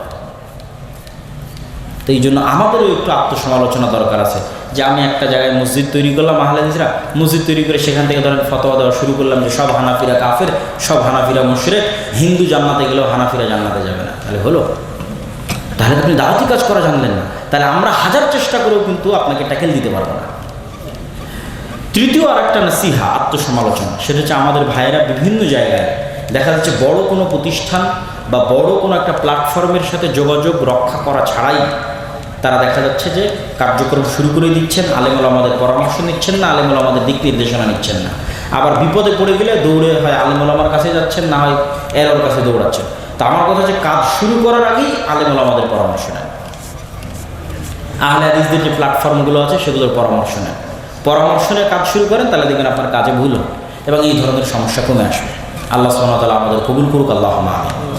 বক্তব্যের শেষের দিকে এসে আপনাদের কাছে কয়েকটা উদাত্ত আহ্বান। সেটা হচ্ছে যে আমি যে এতক্ষণ বক্তব্য দিলাম এগুলো হচ্ছে ক্ষণিক, এগুলো হারিয়ে যাবে।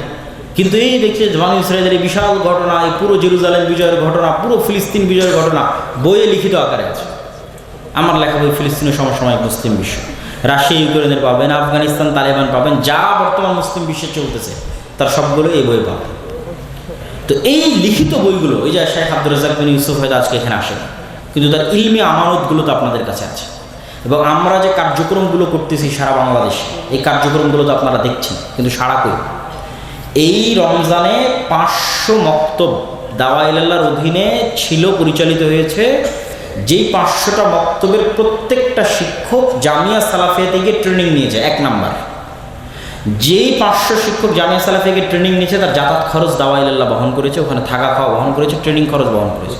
2 নাম্বার, এই 500 শিক্ষক যতগুলো মক্তবে আছে, প্রত্যেকটা মক্তবের যত ছাত্র আছে তাদেরকে বই ফ্রি দেওয়া হয়েছে, যে কায়দাটা পড়বে সে কায়দাটা ফ্রি দেওয়া হয়েছে।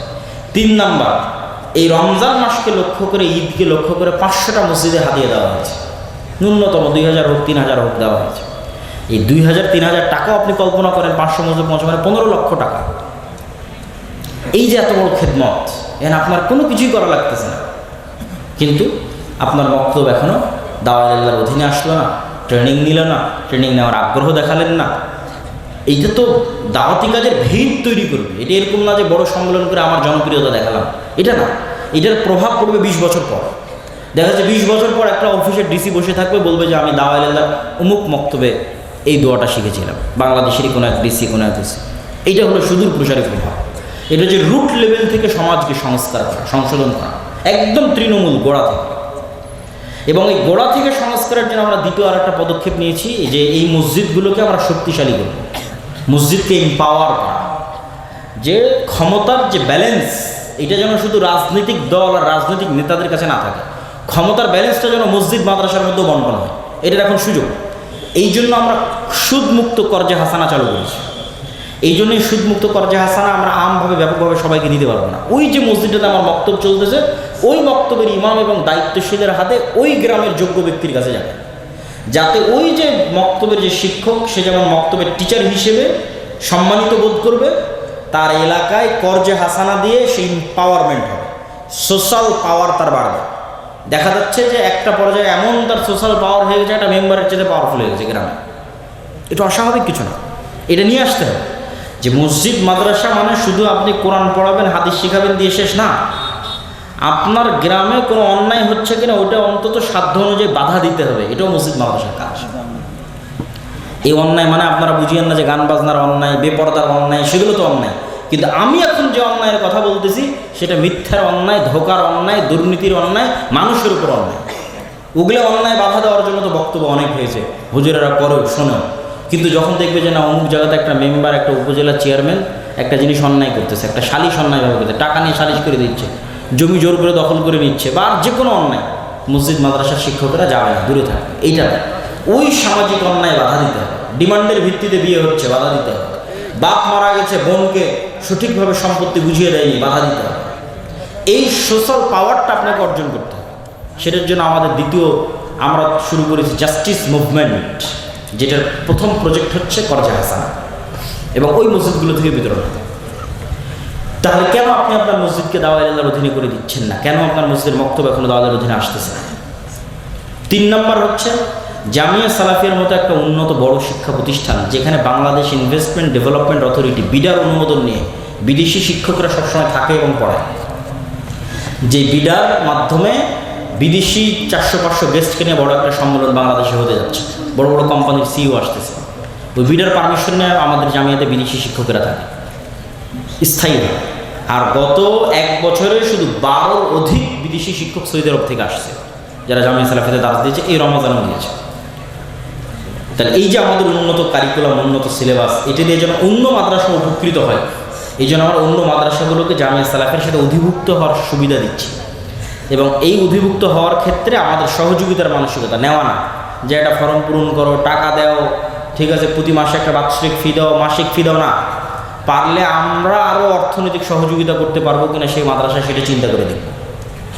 তাহলে এই মাদ্রাসাগুলোকে উচিত যে এই সোশ্যাল এম্পাওয়ারমেন্টের যে মুভমেন্ট, জাস্টিস মুভমেন্ট, এর অংশ হওয়ার জন্য এই ধরনের কাজের সাথে কানেক্টেড।